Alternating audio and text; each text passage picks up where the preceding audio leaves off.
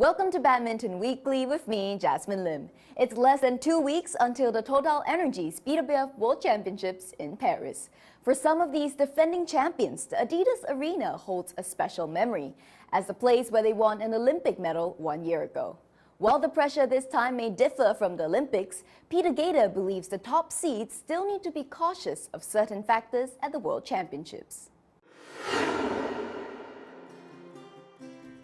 You know, maybe the later part of my career, I had a few other guys who were more favorites than me, Lin Dan and Chong Wei, for example. So on that part, it was quite okay to kind of go in the shadow a bit. And I think sometimes it depends a lot on how the draw is. If you are a favorite and there's a lot of focus, a lot of pressure, and suddenly you play one of the worst opponents for you, you know, maybe one of your tricky opponents, or do you get a really good draw where you play some of the opponents that you actually like to play? So I think the draw still is something that will play a big role for a lot of the players and for a lot of the favorites. I think honestly for most players it does not matter so much if they lose the tournament before, because then a little bit of the pressure is off, and maybe that's a good thing. Although you can see that there are players playing really well at China Open that for sure they will be among the favorites in World Championships. I think for most of the top seeds, they have had the World Championships on their mind for some time now, and so it's like a process towards this big tournament, and they want to do everything. I think all of them are hoping that no injuries or no sickness or these kind of things, you know, they kind of break off the rhythm. So all of them will hope for a smooth preparation without any break-offs. And I think it matters a lot on how they handle this. You know, everything is not going to be perfect. So you need to adapt, and possibly there is a new situation, or there are some things that are not totally picture perfect. And the ones who are able to let a bit go of that and focus on the good things and where they actually are on the level, I think then the smaller parts that are not 100%, they will not play that big a role. And the last part is they go to Paris, and how do they feel? You know, is it a good feeling once you step on the courts, and is the body in a good place? And of course, we have seen in previous World Championships as well, you will possibly see some surprises. So there are some players that will come maybe a bit out of nowhere, and you did not expect them to do as good as this. And suddenly they kind of hit their A game, show their A game like never before. I also hope for some of these, you know, that it always makes it interesting. Many of the top players could not agree more with Peter Gade. They believe that good preparation and getting into the best possible shape are key factors for a successful outing in Paris. I have a lot of things to learn, so of course I more confidence now, and I know the way to improve. So I just want to get another medals, and I think yeah, I can do that. 당연하지만 정말 부상이 없어야 될 것 같고요. 다시 또 잘 준비해서 세계 선수권을 준비해야 될 것 같습니다. Yeah, I think we must focus every game. We know in World Championship the opponent not busy for the win, so we must focus and enjoy every game. Yeah, I think my preparation is focus recovery, because it's last the tournament for the Asian Tour. Yeah, we must focus, we must prepare again and training again. Also, we hope we can get best result in World Championship. China has enjoyed success in the women's doubles discipline over the last 4 editions of the World Championships, thanks to Chen Xingchen and Jia Yifan. Although the former world number ones will not be returning as a pair to defend their title this year, Selena Peak is confident that China can secure the title for a 5th consecutive time in Paris. If I can pick one favorite for the women's doubles title, it has to be Tang Ning and Liu Shuangshui. They have had I would say, a little bit of a tricky start of the year. And not in any mean a bad start of the year, but they haven't won a big title. But if I looked at the amount of matches they have been winning this year, the win-lose rate, it has to be 42 out of 5. So it only makes sense to have them as huge favorites. I think they won since May the Asian Championships, Malaysia Masters, Indonesia Open, Japan Open, China Open. So I can't even remember when they lost a match. So they must have been full of confidence, and also because of the fact they already have had a silver medal in Paris. In my opinion, that women's doubles has become way more attacking instead of only defending, and I think that suits their playing style really well. They're both really strong, solid. They have good attack, but they're also strong in defense, but also not afraid to work hard. And also mentally, they have never had lost a first round. India Open, the quarterfinal, was their least good result. So in my opinion, they have never had a really bad day. They only got beaten by pairs who had an extremely good day so far. Maybe that tricky start of the year also helped them in becoming more eager and more hungry to win big titles. So all of that combined, they have to be the clear winners for the title this year. Who can be a surprise in women's doubles? There are a few good outsiders, Pearly Tan and Tinya, even though they haven't seemed to win a tournament except for the Thailand Masters. But there is something in their game that clicks nowadays. They seem to have more fun on court. They seem to be a little more freely, a little more loose, injury-free. So they can be a really dark horse. I think because it's a quite windy arena, and I have seen Pearly and Tina do very well in Thailand. And Thailand, we all know, it's like tornado arena.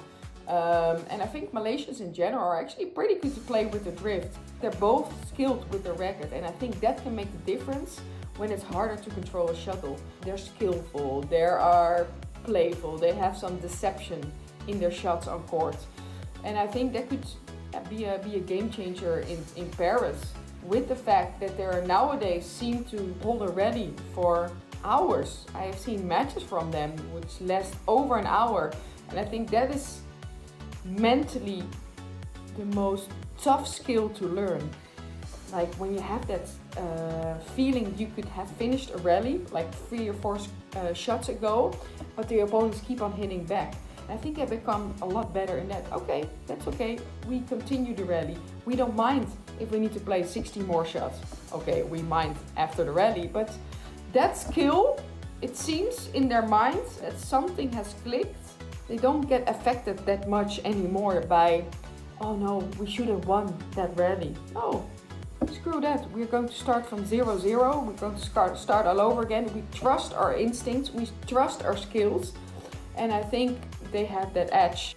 Combined with a tricky drift, I would say they are my dark horse with Shida and Nami. I believe it's their last tournament actually. Plus the fact that they have won the bronze medal in Paris last year. So they know the arena, they are familiar with the conditions. They also could go for a surprise.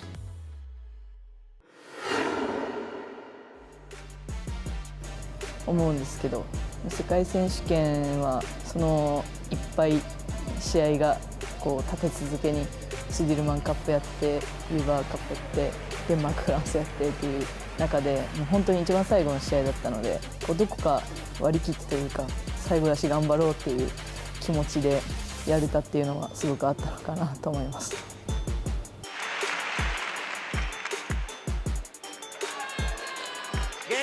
And the serve is called good. What a tame way for the match to end.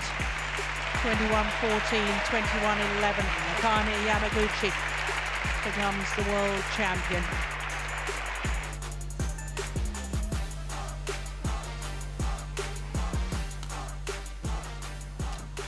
Oh, she's got it! Remarkable!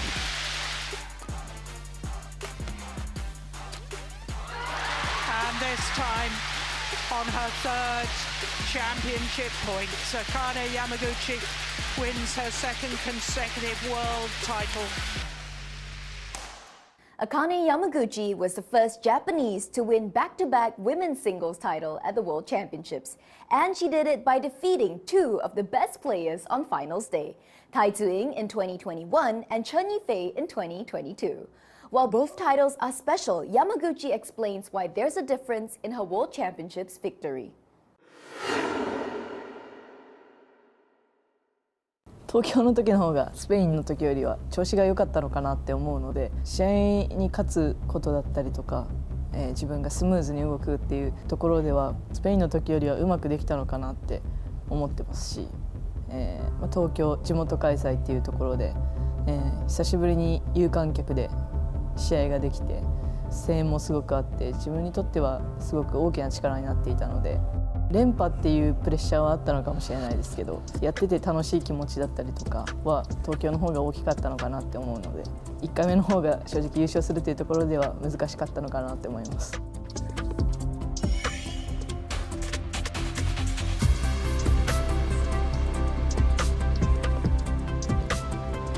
特にスペインの時はちょっと正直もう頭が混乱しているというか、状況の中でやっと優勝があったっていう感じなんですけど、東京の世界選手権は、たくさんの声援も久しぶりに感じられたっていうところもあって、すごく試合をその場でしていること自体がすごく感慨深い大会でもありましたし、その中でやっと期待に応えられたっていう気持ちもあったので、人生で一番ぐらいに入ってくる特別な大会になったのかなと思います。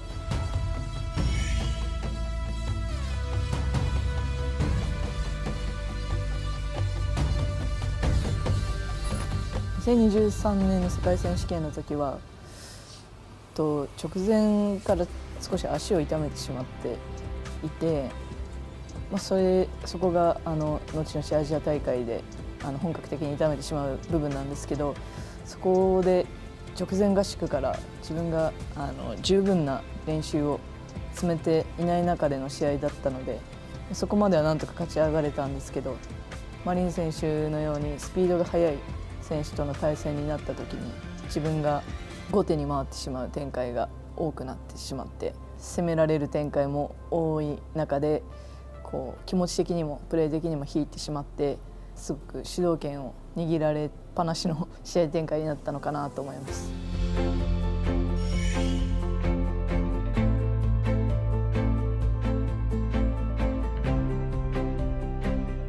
やっぱり今はアンセヨン選手が世界ランキングはもちろんそうですけど、今年1回も負けてないというところでもやっぱり頭一つ以上は抜けてるのかなっていう印象はあります。なかなか決まらないっていうところは一番なのかなと思いますけど、コントロールもすごくいいですし、戦術というかすごく考えて、ラリー展開してるんだろうなっていうふうに感じるので、そこがなかなか、難しいなと思います。